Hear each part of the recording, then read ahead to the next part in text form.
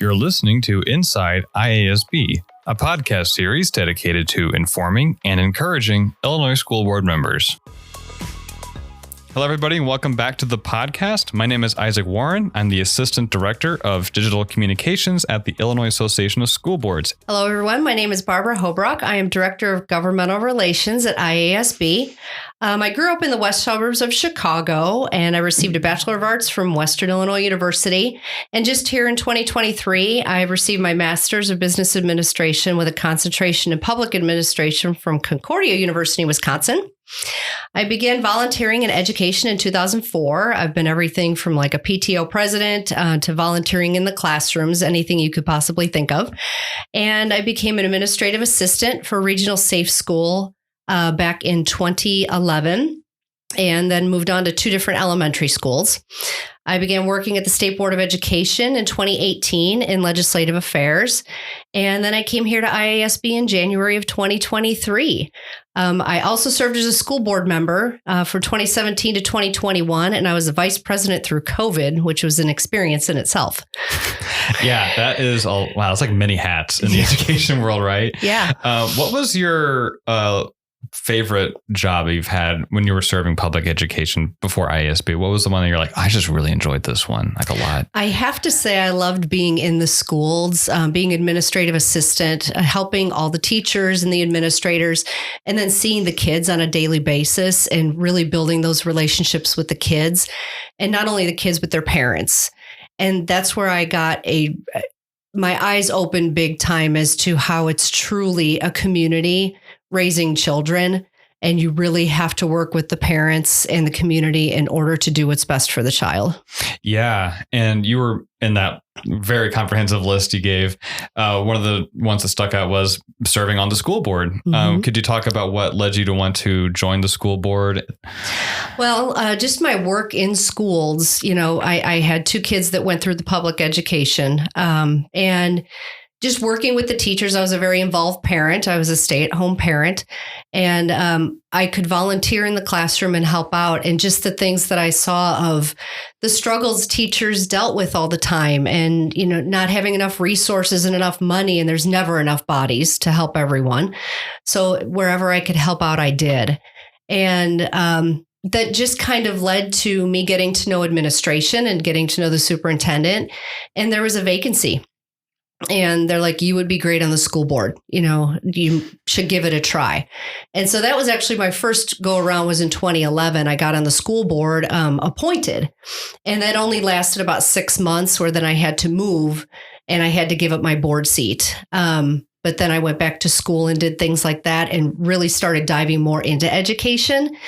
Like I said, you know, worked in the school districts and all that. And that's when I was like, I think I'm at a point in my life where I can give back even more, you know, to our school board. So that's when I got back on in 2017. I ran in an election, was elected, and it was very eye-opening, you know, working at the state board, knowing things there versus bringing it back to our district and, you know, making sure things were functioning how they should and the best for our community. Yeah. So you have plenty of experience on what it's like to serve on the school board and the kind of expectations set upon you, not just by the community, but also by the state of Illinois. Yes. That kind of is what's bringing us here today. We're talking about educational mandates, which on the surface maybe doesn't sound like the most thrilling thing. But honestly, there is a lot that goes into it. I don't think a lot of the general public is aware that school boards are kind of like under the gun sometimes with how much is required of them. So could we talk about like what is the current state, or what are mandates, you know, first of all? Right. And it's not just sometimes, you know, people don't understand that there's this thing called the Illinois School Code, and that is what school boards have to follow in order to do what's best for kids. And it has grown exponentially over the years in size, and that is mainly due to mandates. But what is an educational mandate? It's an action at the state level that would cause a local education agency or a district to incur additional costs in carrying out that action. So additional costs aren't just monetary. You know, it's not just that we need more money for curriculum. It's another thing someone has to do. So me having been an administrative assistant, every year when new educational mandates would come down, if it's a reporting mandate, guess who gets to do the reporting? The administrative assistant. So that's another thing you have to do. So it's increasing, your responsibilities, and you're not getting an increase in pay. You're not getting more staff because we're in staffing shortages, but somebody has to do the work. So that's basically what a mandate is. And the numbers have just grown exponentially over the years. The Illinois State Board of Education has to put out an educational mandates report every March, and they send that to the General Assembly. This report outlines what new educational mandates were enacted in the prior session. So, for example, in March of 2024, the educational mandates report will report what mandates came out from the 2023 legislative session. There will be 23 on that report. They've been doing these reports since 1992, with the first report encompassing 10 years, so 1982 to 1992. So for the past 40 years, we have had 699 educational mandates impacting our districts. Wow. Yeah, that's an average of over 17 per year. And like I say, it's not just monetary, because yes, well, the large number of them are unfunded, with only 4 of those 699 being funded. It's not just about the money. It's about the additional work that existing staff has to do.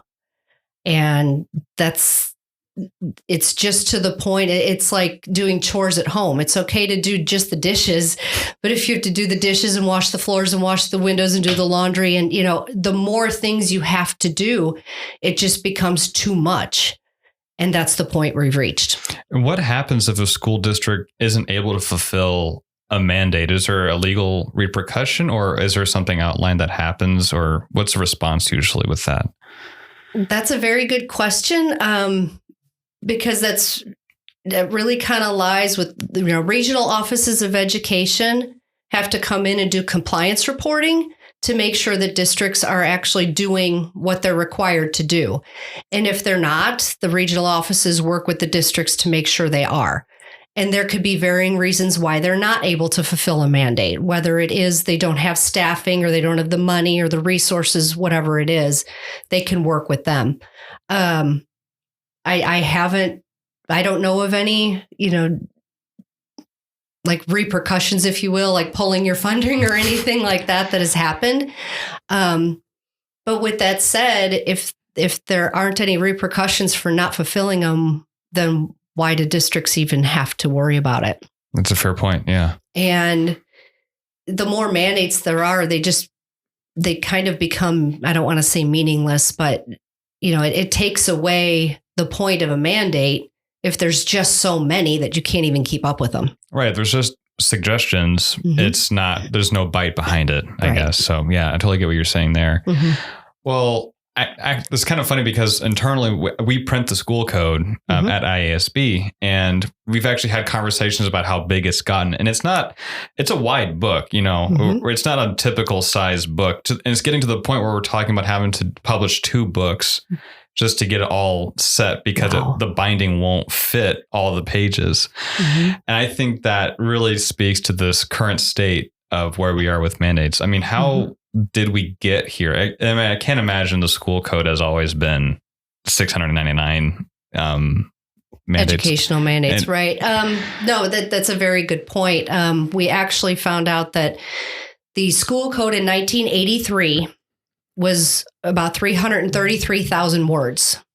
The school code for 2022 is 1.6 million. Oh, gosh. That's how much bigger the school code has gotten over the past 40 years.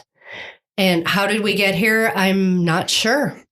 I really don't know an answer to that, but there just has to be other ways to do things. And one thing that's detrimental about mandates is, having been on a school board, if you just consistently tell people they have to do things without creating buy-in, it's detrimental to your relationship with those people.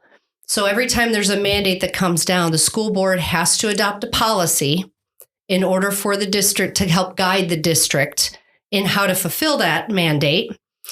And then it seems like from staff point of view could be that, well, the school board's just making us constantly do these things. Well, it's not the school board. It's the state that is putting down mandates that is forcing staff to do these things. It's much better if you could just organically work with your staff to do what's best for your community and work with that staff, get their buy-in, have them help you along the way to create either the new curriculum or, whatever is needed so that they have buy-in and ownership of that. And then you can work together in doing so. And so that's that's one detrimental thing to all of these mandates. Yeah, it needs to be a bit more almost collaborative in a way where it's not so much one party saying to another party, do these things. Right. It can be a bit more of a back and forth conversation of this is what we'd like to have and what are the resources you need to get. Because as we talked about, it isn't just monetary. I'm sure plenty of districts that's like the first hurdle. That's a really difficult hurdle to cross, let alone additional manpower. Right. So it is a very, I don't know if dire is a bit excessive of a word, but I mean, it's the situation does not look good. So what are we as an association, what is ISB putting forth as a solution, or what are steps to help alleviate the situation? Well, we do have 2 position statements that lead to working with mandates and like establishing a mandate review committee and doing periodic reviews. Let's look at those 699 mandates. What is even relevant anymore? What can we get off the books? What is contradictory? Over 40 years, we all know education has changed a lot. So let's take a look at what's out there first. Those are conversations we're starting to have with legislators and with other sister organizations of, we really need to look at this because these mandates could really be the foundation of a lot of issues we're having. So starting the conversation is one thing we're doing. There is a bill filed out there. I don't remember the bill number offhand for a mandate review committee. That is something we'd be interested in possibly supporting, moving forward, amending, whatever. We could start those conversations too. And we really want to educate our school board members on here's some information. You can go to our website and look under the advocacy tab, and we have a website called Mandate Reform. You can get a couple of quick fact sheets from there of the information that I already said today on the 699 mandates and what's funded and what's not. Share that with your legislators. Go out and talk to them and tell them the impact of mandates on your district and that we can't handle anymore. Let us do our thing. This is about local choice. So our job is to educate people on the issue, number one, and then let's see where it goes from there. Yeah. And just for our clarity, just to be clear, we're not advocating for the complete abolishing of school mandates because they do serve a purpose. Correct. We're just wanting a bit more of oversight onto what's being added to the books. Are the things in the books relevant? Again, 40 years, I'm sure there's some things that might just not be relevant. I mean, looking at the way the internet has changed the way we interact with each other, not much less our schools and students, I'm sure there's things in it that might just be a bit antiquated or maybe not as efficient as they possibly could be. Right. And also, like, before a mandate is enacted, let's do a review of the impact of that mandate. I'll use full day kindergarten as an example. That bill passed in the spring. Well, I'm very glad we have the task force that is going to do that kind of review to see what impact it's going to have on districts that don't offer full day kindergarten right now. Can't wait to see the data that comes out of that. But, we have a district up north that they wanted to do full day kindergarten. They went to referendum because they need to expand building because they don't have space. And the voters voted it down. They don't want to pay for it right now. They can't as a community. But now this mandate comes along, and now the school board is put in the position where they have to fulfill the mandate, whether the community wants it or not. So that's what we're saying is let's do that work first before we start enacting mandates to see the impact, and see what else we can do instead of just mandating it on districts. Yeah, that goes back to what we were talking about buy-in. It's not buy-in from just school boards, but like the community surrounding it in general. Absolutely. Yeah. Talking about it can seem a bit like the stress levels are going up, a little bit of high blood pressure. But I mean, I'm sure there are things, we're not powerless to this. I mean, ISB, we have the positional statements and we're actively trying to work with legislators to get committees formed and hopefully alleviate some of the burden on on school districts.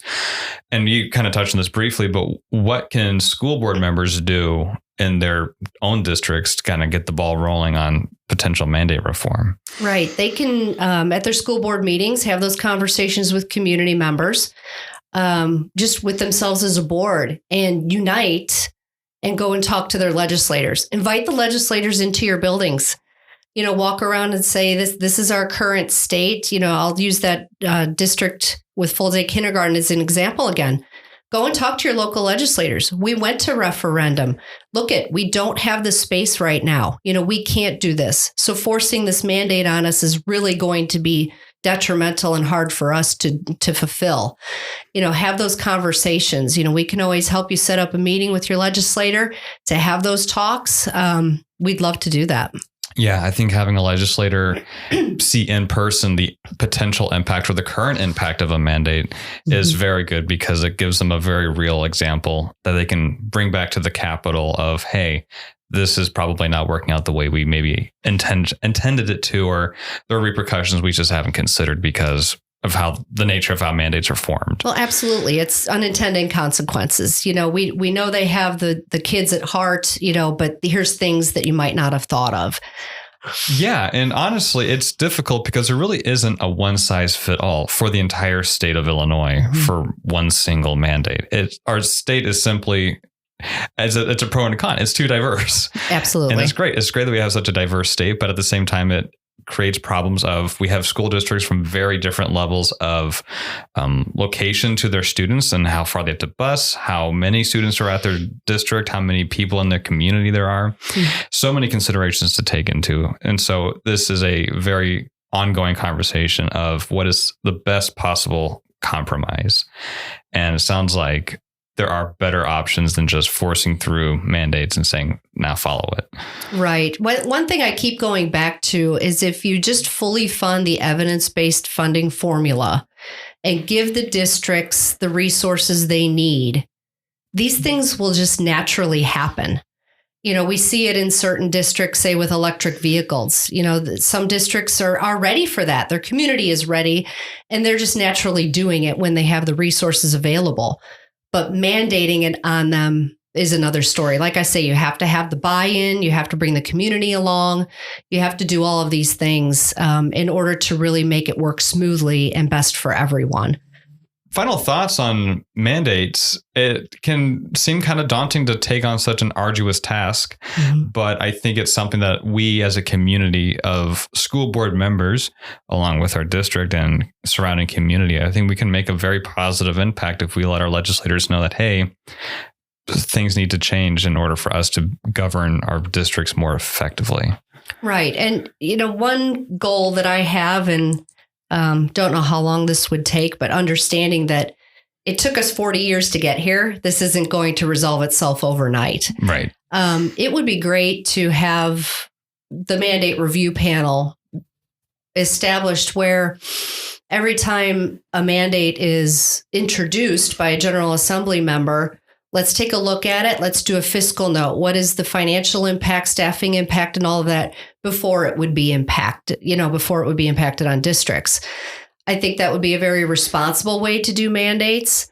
Another thing, too, is a lot of times the implementation date of mandates, a bill will be passed in June and it has to begin the next school year. You have 3 months to get everything in line when teachers aren't even working for the district at that time because they have summers off and things like that. So it's very hard to implement something like that. So like a 2-year implementation, date for each mandate that would give districts sufficient time to get the resources to really do it well, because we don't just want to fulfill them. We want to fulfill the mandates well.